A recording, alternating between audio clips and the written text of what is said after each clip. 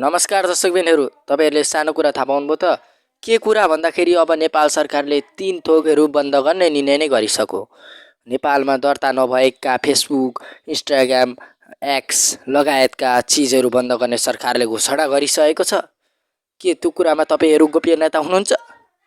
के त्यो कुराहरुलाई तपाईहरुले जिज्ञासामा मान्नुहुन्छ भने लु भन्नुस् अहिले कमेन्ट मार्फत।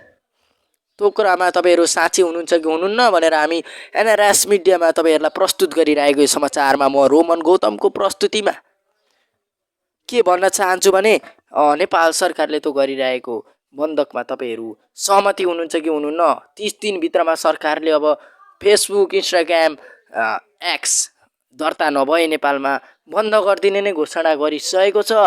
अब त्यसमा नेपाल सरकारले त्यसको लागि प्रतिबन्धै लगाउने निर्णय नै गरिसकेको छ। के त्यो कुरामा तपाईहरु आफू साँच्ची हुनुहुन्छ? अब त्यो कुरामा बन्द गर्ने कि नगर्ने भनेर तपाईहरु जनताहरु त्यो कुरामा अगाडि बढिराख्नु भएको छ। सामाजिक सञ्जाल बन्द भयो भने त नेपाली जनताहरुको आखुम खाकुम हुन्छ। एउटा नेताहरुले गर्ने हो भने सामाजिक सञ्जाललाई अब राम्ररी विनिमय गरेर चलाउने भने सामाजिक सञ्जालको धेरै राम्रो प्रयोग आउनेछ। त्यसै सन्दर्भमा म के बोल्न चाहन्छु भने सामाजिक सञ्जाल अब फेसबुक कम्पनी र इन्स्टाग्राम हाम्रो एक्सले दर्ता गर्ला कि नगर्ला भन्ने हाम्रो माझमा जिज्ञासा भुलिरहेको छ। त्यही जिज्ञासालाई बोल्नुहोस्। अब सामाजिक सञ्जाल दर्ता नभए त बन्द गर्ने सरकारले 30 दिनमै निर्णय गरिसक्यो। के गर्न खोज्नु भएको सरकार? अब सामाजिक सञ्जाल फेसबुक कम्पनीले नेपालमा आएर दर्ता गर्ला त? सबै बन्द होस् तर फेसबुक चाहिँ बन्द नहोस् भने नेपाली जनताहरुको हुकुमै रहेको छ।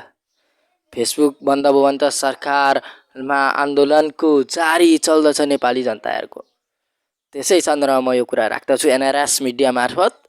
नेपालमा फेसबुक बन्द होस् कि नहोस् भनेर तपाईहरुले मान्यता गर्नुहुन्छ कि नमान्यता गर्नुहुन्छ भने हामी माथि जिज्ञासा उत्पन्न भएको छ। त्यसैले गर्दाखेरि तपाईहरुले के यो कुरामा साँच्ची हुनुहुन्छ बन्द गर्नमा? साँच्ची हुनुहुन्छ भने साँच्ची छु भनेर कमेन्ट लेख्दिनुस्। लु साँच्ची हुनुहुनस् भने साँच्ची छैन म, हामी सहमति छैनौं भनेर तपाईहरुले कमेन्ट लेख्दिनुहोस्। हामी पनि हेरौं कति जनताहरु रहेछन् साँच्ची र कति जनताहरु रहेछन् साँच्ची भन्ने म रोमन गौतम एनआरएस मिडियामा तपाईहरुलाई प्रस्तुत गरेको यो समाचार तपाईहरुले के कस्तो मान्नुहुन्छ हामी पनि हेरौं भने अझै हामी धेरै चीज लिएर आउने छौं, धेरै राम्रो समाचारहरु लिएर आउने छौं यस्तै खालको। ल धन्यवाद। हाम्रो एनआरएस मिडिया हेर्दै गर्नु होला।